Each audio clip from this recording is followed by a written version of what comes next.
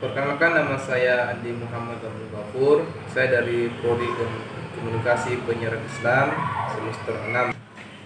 Baik, pada kesempatan kali ini saya akan ingin menjelaskan tentang rekayasa sosial dalam perspektif dakwah. Pada poin pertama, yaitu tentang rekayasa sosial. Jadi mungkin teman-teman sudah memahami apa itu rekayasa sosial.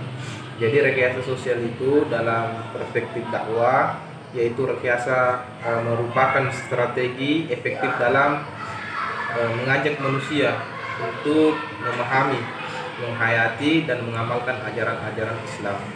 Pendidikan di dunia Islam dalam perkembangannya seakan mengalami pergeseran orientasi dan pengetahuan makna, karena keliru umat Islam sendiri dalam memanfaatkan pendidikan dan yang dominan dipengaruhi kemajuan strategi pendidikan Barat, juga paham-paham yang berkembang di dunia Barat. Pada poin kedua, yaitu metode dalam rekayasa sosial.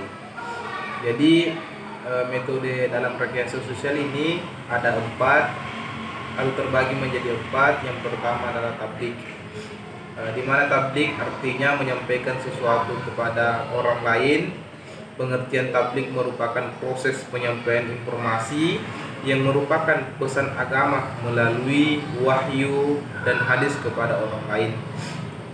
Yang kedua adalah tafsir, adalah proses penyampaian kabar gembira kepada orang lain untuk memotivasi masyarakat agar dilakukan secara baik. Yang ketiga adalah al-bayan. Jadi al-bayan ini merupakan salah satu proses penyampaian ajaran Islam sesuai dengan Al-Quran dan As-Sunnah kepada manusia. Dan yang terakhir adalah anida. Jadi anida ini merupakan ajakan kepada umat Islam untuk menjalankan syariat Islam melalui seorang dai. Pada poin ketiga, yaitu kondisi sosial yang perlu diubah.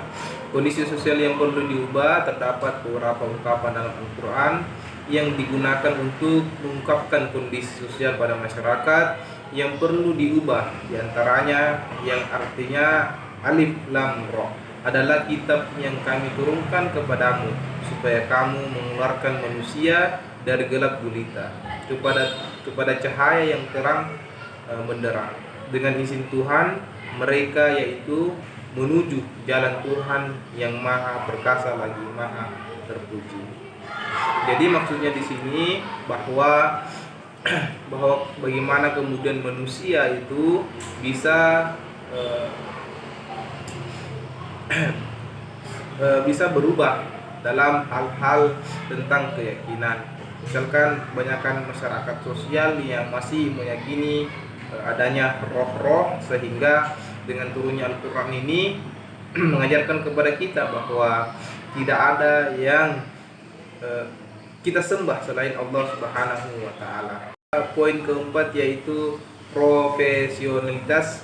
Jadi profesionalitas dalam rakyat sosial sangat diperlukan, ada namanya agen rakyat sosial. Jadi sebagai pelaku dalam rakyat sosial, di mana memang diungkapkan dalam Al-Quran beberapa ungkapan yang bermakna rekayasa sosial. Yang pertama adalah al-musim, yang berarti reformer. Yang kedua yaitu al-marhum bil ma'rufi al-munkar, yang berarti orang-orang yang memerintahkan kebaikan dan melarang namanya kemungkaran. Dan yang terakhir adalah da'i ilallah, yaitu juru dakwah. Pada poin terakhir ini bahwasanya dimaksud da'i ilallah itu adalah memang da'i yang ahlinya dalam menyampaikan tentang ajaran-ajaran agama Islam.